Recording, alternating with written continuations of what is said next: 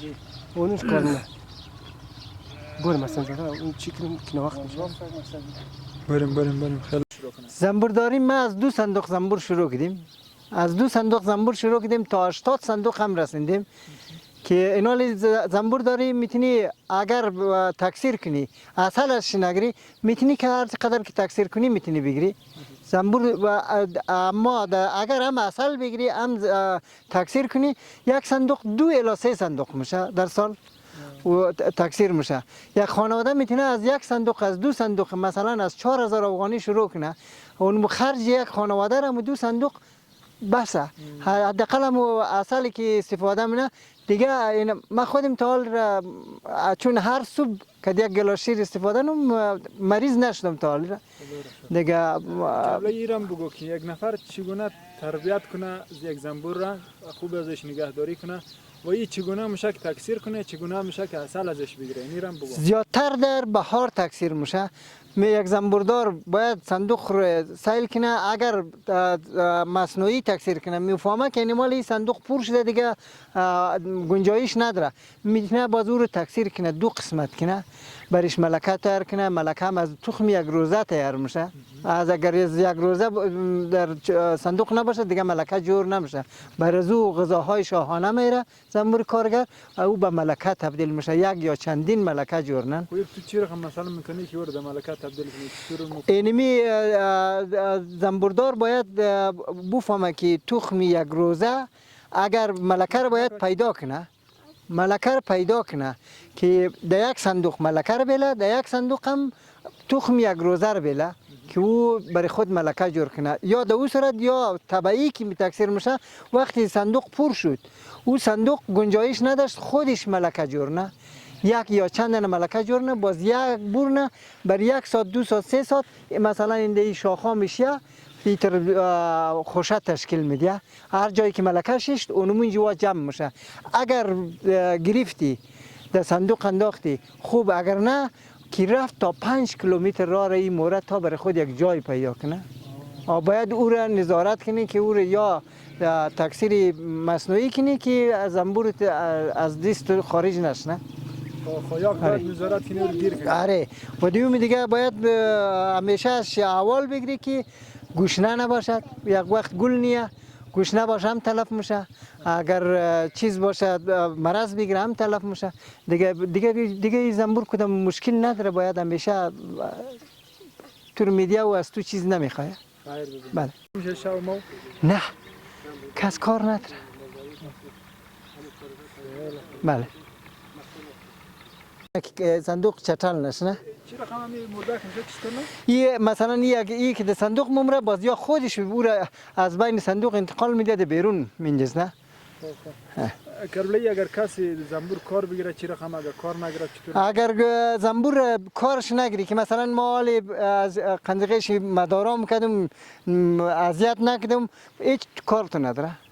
اگر اذیت کردی باز تا که آدم نیش نزده اعلان نمونه باز نیش که زد خودش هم از بین موره به خاطر که نیش همونجا ممنه کردی آخری بدنشی همونجا ممنه بازی بعد از چند دقیقه یا 1 ساعت خودش هم از بین موره. خب منتها میگن که زیادتر مردم میگن که من پایم درد نه میگن که همی زنبور که نیش بزنه باز خوب شده. همی کسایی که من در پیش صندوق زنبور اذیت ننم پای میگرن که نیش بزنه. اصل پر شده. بله اینه اون مابینش ببین او اصله اینی چوچه که سرایش پوشیده این اصل او چوچه که اصل را باید ما گرد نکنیم. اصل شکر قندش گرد نکنیم به خاطر ازی چند منفعت داره. اولیه که حرام نمیشه. دومیه که خراب نمیشه. اصل اگر خالص باشد تا 100 سال اکسپایر تنها چیزی که اکسپایر نداره اصله. و سومیه که برای مریضا این اصل خالص برای هر مرض استفاده داره اما ضرر نداره. اگر شکر داشته شد مثلا کسایی که تکلیف شکر داره شکر از بال مبره اگر گٹ کنی. لا در این منطقه ما خو حاصلات اوتر حاصلات نیه. ما خودم از اینکه زمین کم 2 کرد زمین داریم کلا که همو علف گاو هم نمیشه یا علف گوسفند هم نمیشه. یعنی میه خنده زمین هم شغل هم ساتریه مصروفیت. بله. این موضوع خانواده هم چند نفر عضو خانواده داره و از طریق همزی چی رقم مخارج از اونها رو فراهم میکنه؟ حدودا ما 6 نفر که یک کوچیکه که 7 نفر سر آیالیم. این نظمی که کلا مشتریای ما معلومه این اینجا در خانه میان اصل رو مبرن چون نتیجه خوب دیده و اینمو پیسه ازمو امرار معاش ماید. بسیار زیاد تشکر.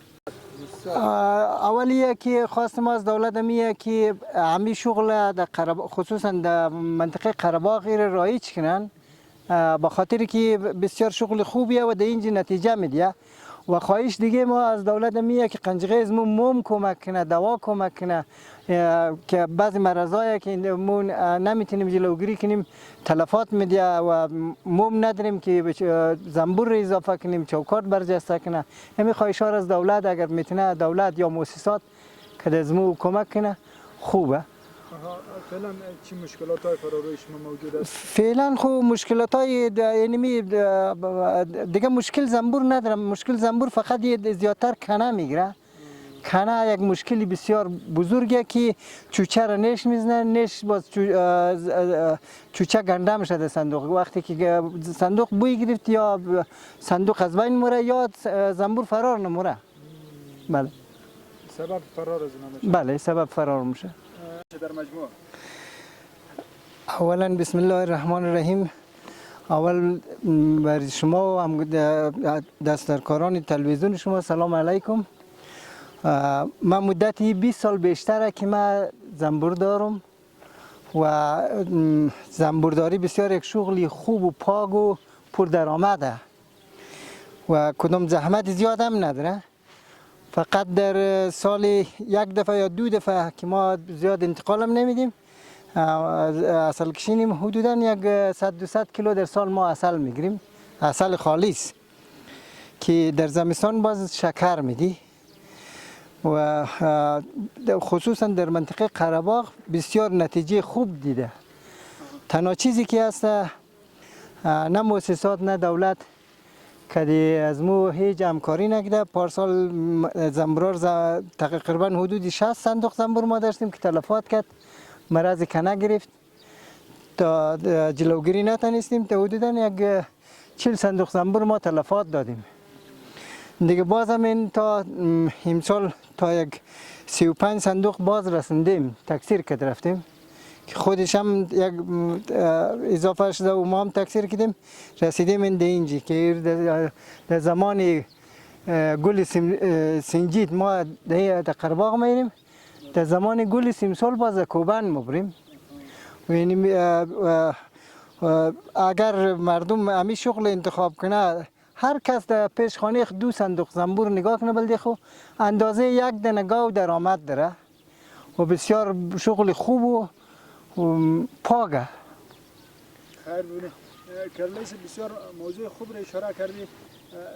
سالانه خودت چقدر درآمد داری از زنبورداری؟ با چه تعداد گفتی حدودا 200 کیلو عسل خالص تولید میکنی و کیلوی چند فروش میرسانی؟ چقدر برات مفاد میرسانه و چقدر مصرف میکنی بالایش؟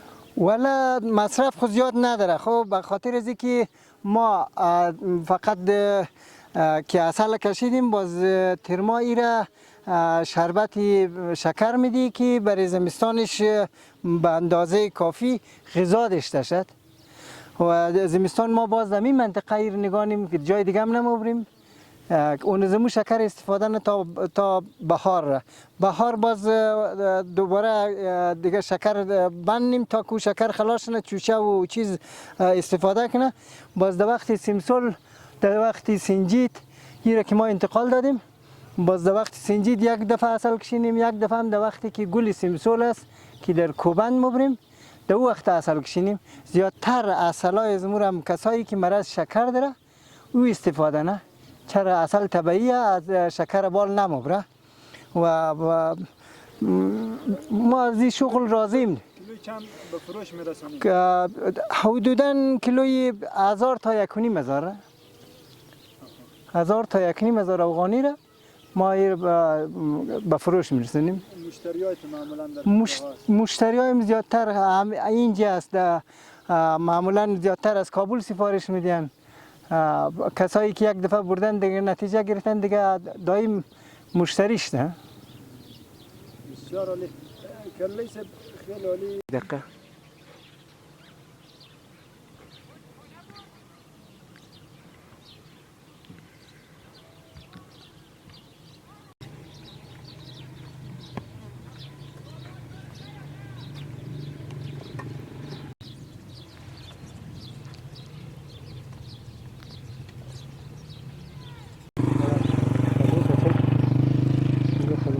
خیلی